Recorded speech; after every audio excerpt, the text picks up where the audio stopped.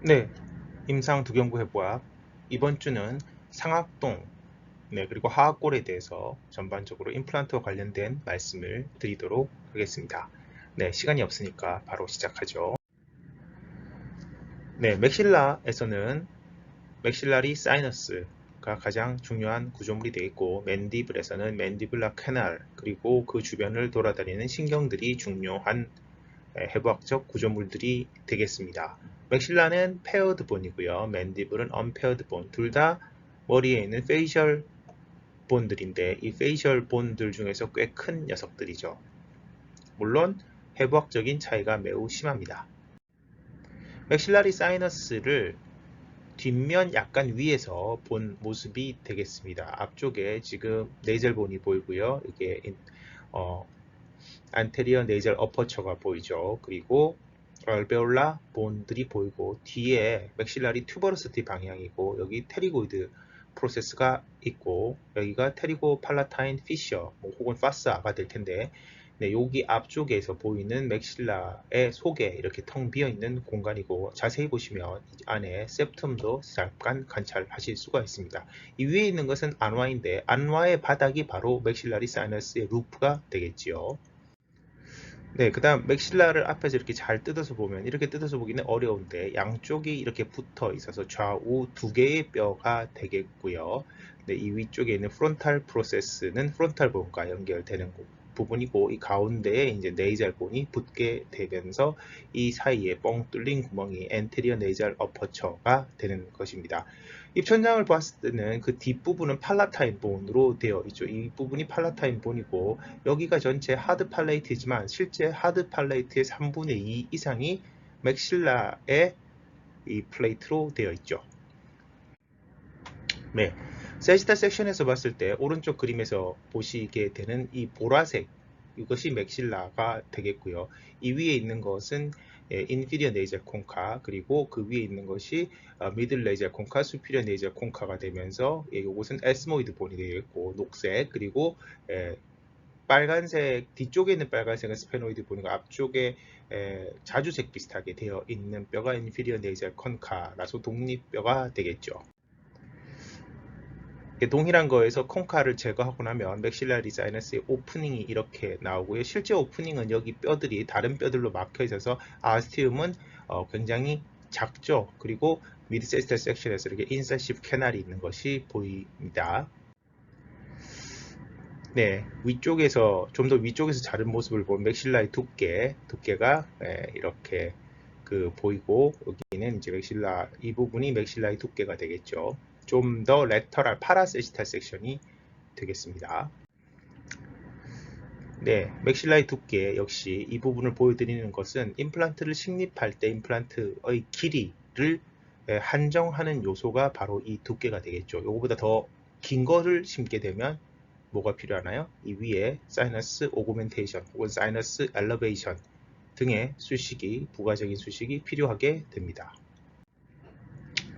치아가 있는 덴테이트 샘플에서 이렇게 보시게 되면 이 윗부분 여기에 이제 맥실라리 사이너스가 있을 거고 여기 이렇게 자이고마틱 본이 붙는 자이고마라고 흔히 부르는 부분이 툭 튀어나와 있습니다. 그래서 여기에서 흔히 얘기하는 레터럴 윈도우 테크닉을 하게 될 때 물론 여긴 치아가 있으니까 할 이유가 별로 없지만 발치를 했다고 치면 발치를 하고 이 위에 잔존 치조골이 별로 없을 때 맥실라리 사이너스 오그멘테이션을 하게 되면 이 부분이 윈도우 오프닝을 하셔야 되는 부분인데 이 윈도우 오프닝을 하셔야 되는 부분 자체가 이렇게 경사져 있어서 바깥쪽으로 급격하게 나오는 특히 자이고마가 여기 거리가 짧으신 부분 같은 경우는 이게 상당히 경사져 있다. 그래서 이 윗부분에 오스테오토미를 할 때는 상당히 두꺼운 뼈가 나와서 생각보다는 깊게 파야 되는 경우가 있다 정도 기억해 두시면 좋겠습니다.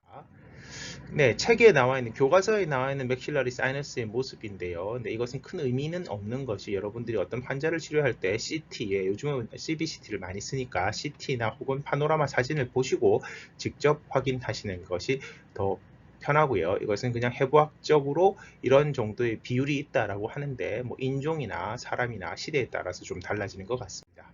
마찬가지로 그 맥실라리 사이너스의 로케이션 내 안테리어 앵글 오브 맥실라리 사이너스라고 해서 이렇게 꺾어지는 부위가 퍼스트 프리몰라에 있는 사람, 세컨드 프리몰라에 있는 사람들 뭐 이렇게, 그리고 퍼스트 몰라에 있는 사람들, 이런 식으로 좀 차이가 많이 있는데 어떤 사람은 이게 캐나인까지 가 있는 사람도 있죠.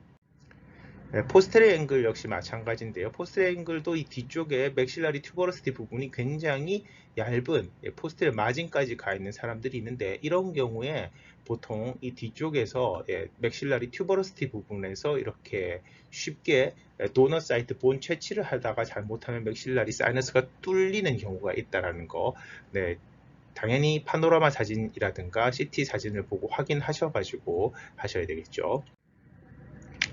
네, 그 다음 플로어하고 높이인데요. 큰 의미는 없습니다. 하악으로 넘어갑니다.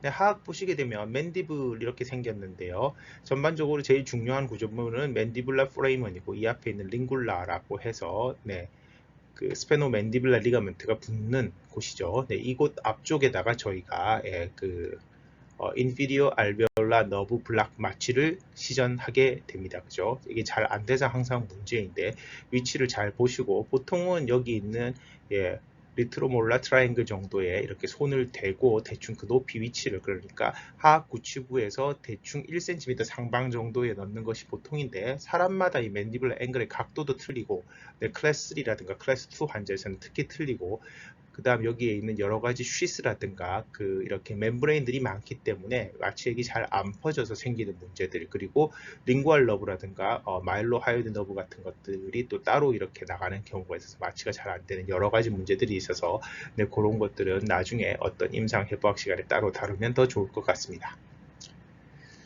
네, 레이머스와 바디를 보여드리고 있는 것이고요. 뭐 여러 가지 구조물들이 잘 나와 있습니다. 구조물들이 잘 나와 있어서 이 구조물들을 잘 보시면 되겠고, 이 맨디블라 커넬 속을 지나가는 신경 자체가 인피리어 알베올라 너브이죠. 네, 이 커넬 이름 자체가 맨디블라 커넬이지 인피리어 알베올라 커넬이 아닙니다. 이 속을 지나다니는 것이 인피리어 알베올라 너브와 인피리어 알베올라 아터리가 되는 것이죠. 그죠? 네, 이렇게 되어 있고요. 그 다음에 마일로 하요이드 라인이 있는데, 이 마일로 하요이드 라인 한번 확인해 보시고, 이것이 바로 마일로 하요이드 머슬이 부착되는 것이죠. 이 마일로 하요이드 라인을 위아래로 해서 아래쪽에 서브 맨디블라 파사가 있고, 위쪽 부분에 서브 링구얼 파사가 있습니다. 각각 서브 맨디블라 글랜드, 서브 링구얼 글랜드가 위치하는 곳이 되겠고, 그 다음 다이게스트릭 파사가 양쪽에 위치하고 있고, 멘탈 스파인이 위아래로 있어서 머슬이 두 개가 붙게 되죠. 너브입니다. 네, 너브는 중요한 너브 인피리어 알베올라 너브와 링구얼 너브인데요. 둘 다 매우 큰 신경입니다. 그래서 이 그림에서 보실 때 링구얼 너브는 여기 조금 잘려 있는데 이 부분을 쭉 내려와서 혀로 들어가는 것이고, 인피리어 알베올라 너브는 맨디블라 커넬로 들어와서 이렇게 쭉 내려가서 앞쪽에 멘탈 포레이먼을 통해서 나오게 되면 멘탈 너브가 되겠고, 앞쪽으로 가서 인사이시브 너브로 더 계속 진행을 하는 방향이고, 저희 치과 분야에서 가장 큰 관심을 받는 분야가 되겠죠. 얘네들은 모두 이 3차 신경, 세 개의 쌍둥이라는 뜻인데요. 세 개의 쌍둥이라고 부를 만큼 매우 굵은 신경인 것이죠. 이 신경 중에서 세 번째 디비전, 세 번째 가지라고 할 수 있는 맨디블라 너브이고, 이 세 개 중에서 맨디블라 너브는 운동신경이 들어있다라는 거, 운동신경이 들어있다라는 것이 좀 특징이 되겠죠. 저희가 인피리어 알베올라 너브 블락 마취를 하게 될 때 보통은 혀가 얼얼해진다, 반쪽 혀가 그 동측에 반쪽의 혀가 이렇게 마비되었다라고 얘기를 하는데, 그런 경우에는 실제로는 이 인피리어 알베올라 너브가 같이 마취되어 있을 수도 있지만, 단순히 링구얼 너브만 마취가 되어 있는 경우도 있습니다. 따라서 혀가 마비가 됐는데 치아에는 그대로 감각이 있는 경우가 있어서, 환자들은 혀가 뻣뻣해서 마취가 된 줄 알고 선생님이 마취를 잘했다고 생각하지만, 실제 하악, 대구치, 엔도돈틱 트리트먼트, 근관치료 등을 할 때 페인을 느끼는 경우가 상당히 있죠. 그런 경우에 부가적으로 마취를 더 해주셔야 되는데, 그런 것들은 주로 근관치료학 시간이나 외과학 시간 혹은 치과 마취학 시간에 배우시면 좋겠습니다. 네, 좀 더 맨디블을 제거한 그림이 보이고요. 왼쪽 그림에서는 링구얼 너브와 인피리어 알베올 너브의 굵기가 거의 비슷한데 이렇게 내려오고 여기서 사이에 내려오는 애들은 마일로 하이오드 너브라고 보시면 되겠죠. 예. 그리고 여기에서는 링구얼 너브를 좀 더 자세하게 보여주고 있고 인피리어 알베올라 너브는 여기서 끊겨 있습니다. 이 부분은 마일로 하이오드 너브가 되겠지요. 이 맨디블을 버추얼 리컨스트럭션을 한 것입니다. 실제 맨디블을 3D 스캐너로 스캔을 한 다음에 버추얼로 리컨스트럭션 하면 이러한 모양인데요.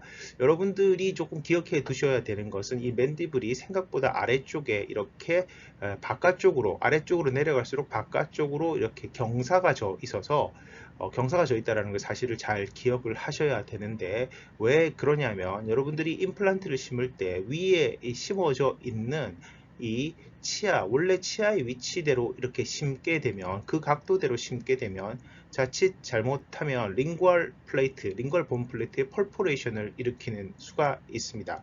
보철적으로는 투스 엑시스하고 동일한 방향으로 식립을 하는 것이 맞겠지만 예를 들어 이 치아, 지금 보시고 제가 화살표로 보이고 있는 이 치아를 발걸을 하고 나서 심으실 때 이 치아의 원래 루트 길이보다 더 긴 임플란트를 심는다고 가정을 하면 인피리어 알베올라 너브가 아래쪽으로 주행해서 충분한 공간이 있어서 그런 데다가 심는다고 가정을 하시게 되면 자칫 잘못해서 그 원래 이 치아의 크라운 방향만 생각해서 집어넣게 되면 방향 자체가 이 바깥쪽 마일로 하이드 라인 쪽으로 이렇게 튀어나와서 이 안쪽에 있는 링구얼 본 플레이트를 부러뜨리기가 굉장히 쉽다라는 거죠. 실제로 식립을 해보시면 중간에 상당히 강력한 저항을 느끼게 되는 경우가 있는데 그런 경우가 바로 어떠한 코티컬 본 플레이트를 식립 진행 방향, 임플란트 진행 방향에서 만나게 되었을 때 그렇게 되고요. 그 양이 얼마가 안 될 때는 상관이 없지만 무리하게 집어넣게 되면 과다한 출혈이라든가 신경마비 혹은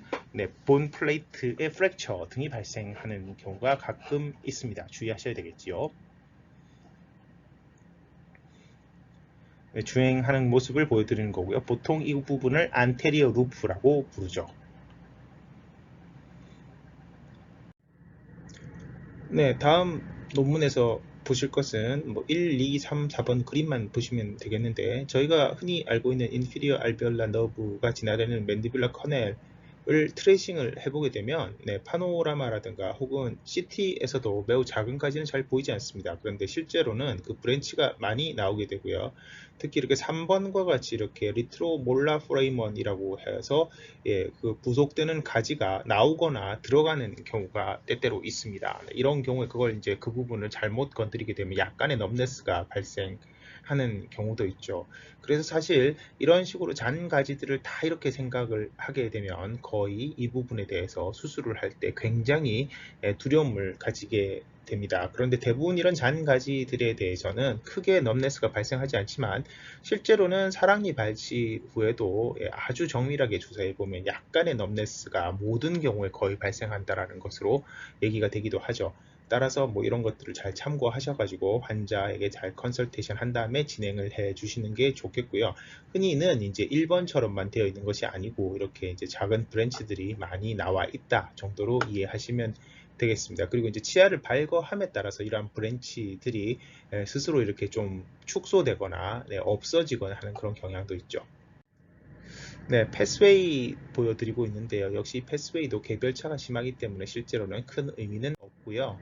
네, 오히려 그 위에서 본 이 플레인에서 본 그 주행 경로가 중요할 수 있는데 실제로 대부분의 맨디블라 너브가 그 링굴라 뒤에 있는 커넬 포레이먼으로 들어가서 이렇게 주행을 하면서 멘탈 포레이먼으로 나올 때까지 주로 링구얼 쪽에 위치를 한다는 것이죠. 네, 링구얼 쪽에 위치를 하고 이렇게 그 중앙까지 이렇게 넘어오는 경우도 많지 않지만 역시 이 부분도 그 사람에 따라서 많은 편차가 있으니까 가급적이면 CT를 보고 이렇게 블라인드 서저리가 아니고 보고 하는 서저리가 되는 것이 항상 좋습니다. 그러나 이런 계략적인 상황만 보았을 때는 가급적이면 네, 이것을 임플란트를 식립할 때 위에서 보면 내측에서 바깥쪽 방향으로 심는 것이 인피리어 알베올라 커넬을 덜 건드릴 수 있는 방법이 되지 않나. 그리고 그것 자체가 링괄 코티컬 플레이트를 상하지 않게 하는 방법이 된다라는 사실을 어느 정도 생각을 하시면 좋겠고요.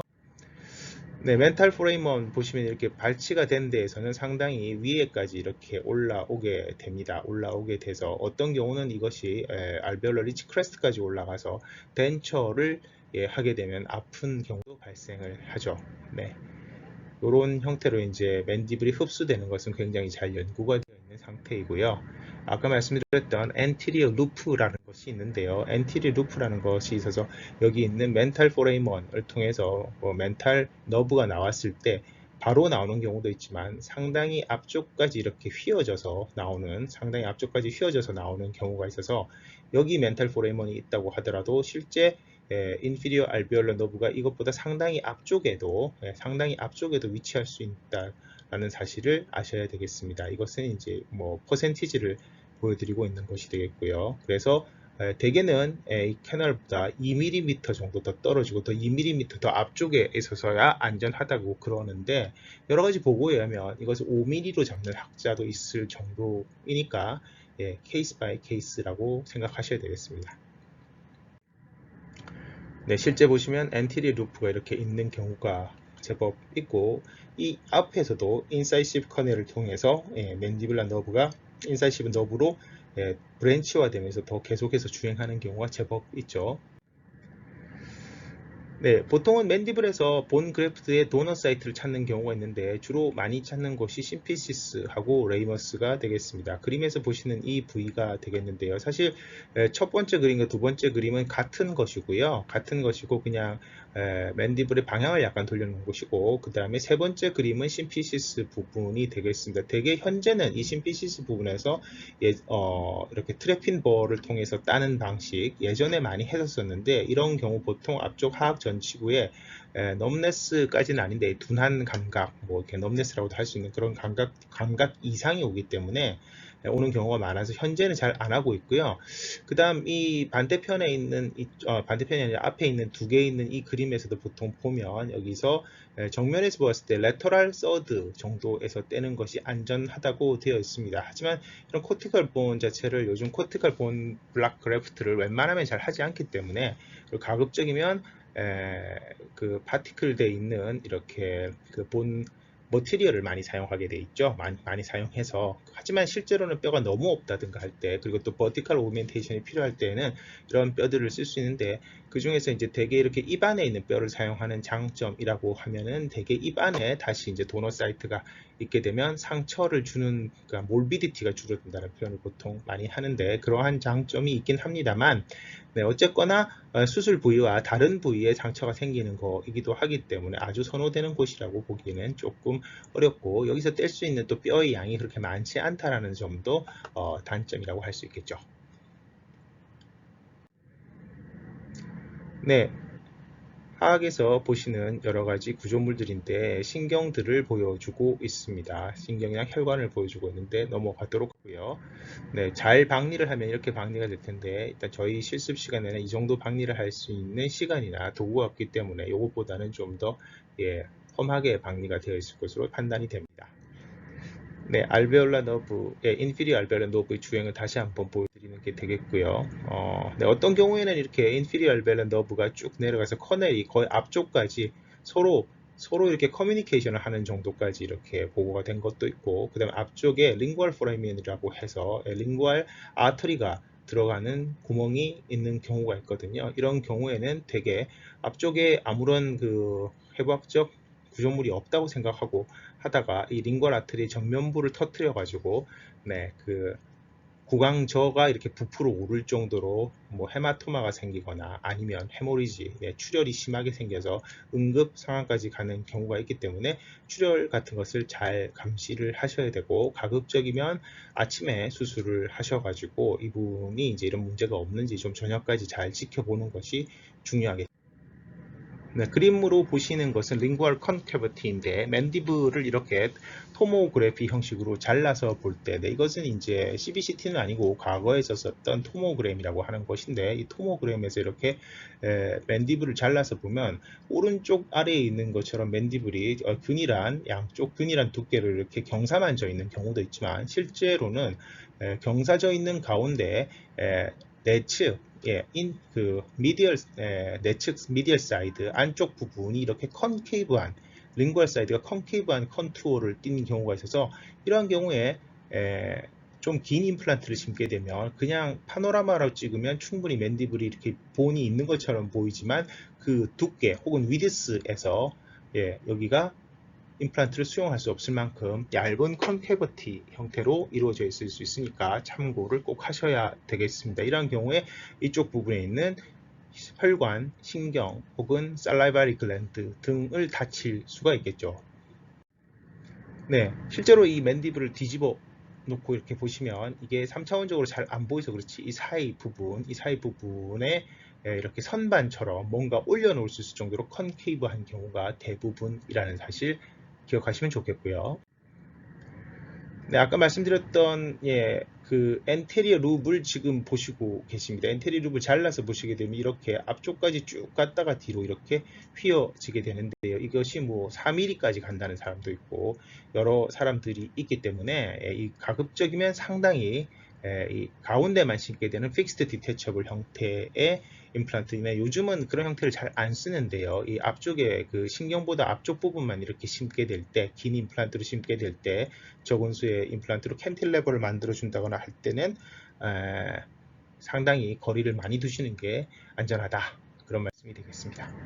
네, 맨디블을 옆에서 보시게 되면 이러한 형태처럼 생겨 있고 내측에 저렇게 컨케이브한 부분들이 있다라는 정도 보시면 되겠죠.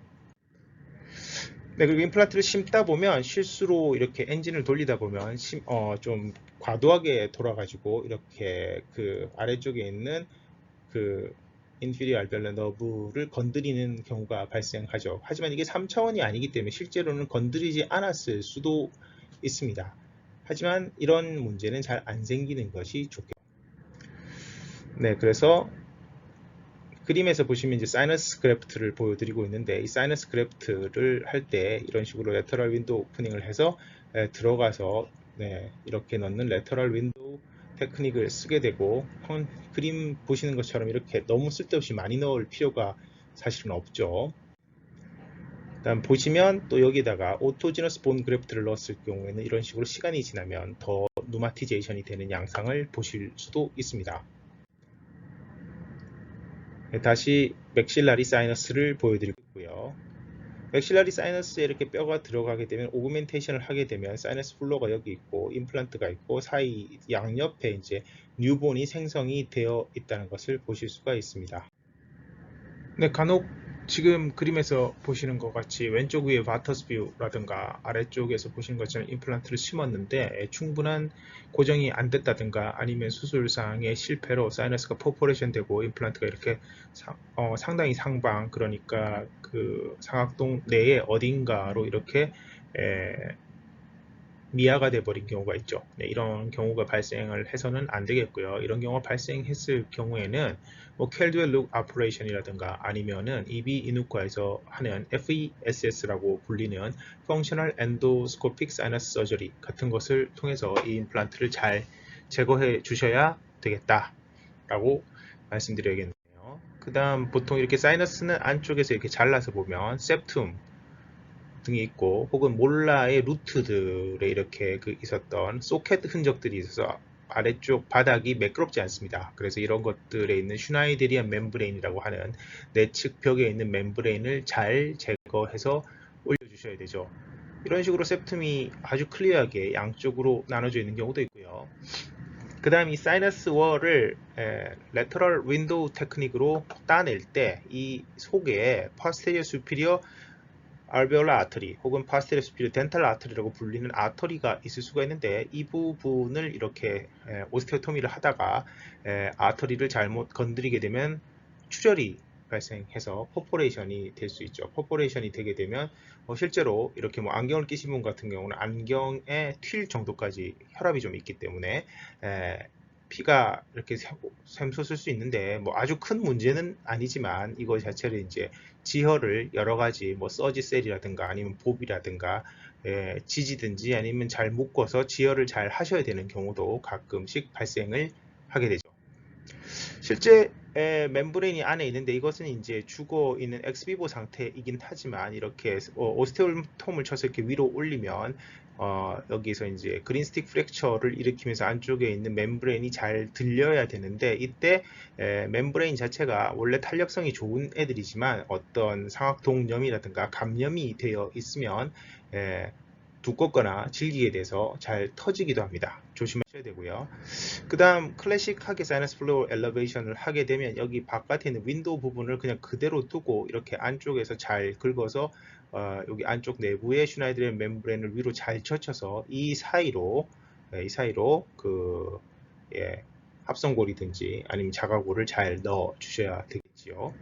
이런 걸 하는 기구 자체가 뭐 여러 가지 요즘은 기구들이 상당히 많이 좋게 되어 있는데 일반 서지컬 큐렛보다 상당히 많이 꺾여 있는 사이너스 큐렛이라는 것들을 많이 사용하게 되고요. 뭐 다른 좋은 제품들이 요즘은 많이 나와 있고, 또 특히 저 한국산 제품들이 상당히 얼리 어댑터들이 많은 관계로 좋습니다.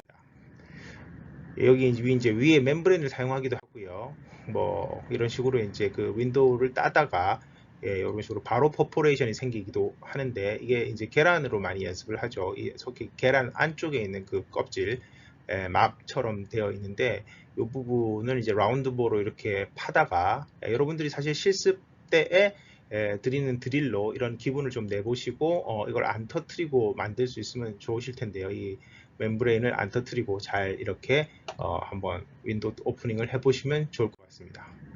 실제로 이제 사이너스에 이렇게 그 인펙션이 되면 안쪽이 탁하게 되면서 이렇게 막히게 되어 있죠. 안에 이제 뭐 배농을 해야 된다는 그런 경우들이 많고요. 이제 안쪽에서 인펙션이 심하게 되면 이렇게 그 이니셜 스테빌리티라고 부르는 초기 고정이 좋지 않은 임플란트 같은 경우는 바깥쪽으로 밀리면서 이렇게 빠지기도 합니다. 네, 오늘 강의는 여기까지 하겠습니다. 실습실에서 뵙겠습니다. 감사합니다.